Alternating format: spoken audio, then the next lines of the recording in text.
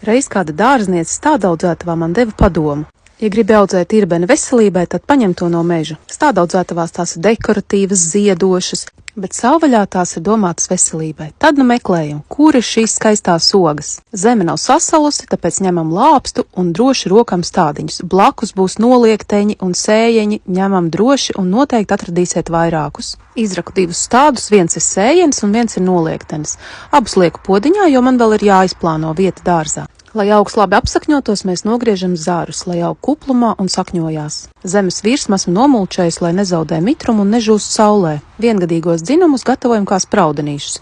Tos es gatavoju no tās irbenes, kas aug manā dārzā, kurai ir lielas ogas un ļoti kvalitatīvi augļi. Spraužu mitrā kūdrā un tad jau apsakņosiet. Tā es esmu pavairojis upenes, jāņogas, aronijas, zelta jāņogu. Ar spraudeņiem un noliekteņiem var pavairot un sastādīt tik bagātu un plašu augļu dārzu.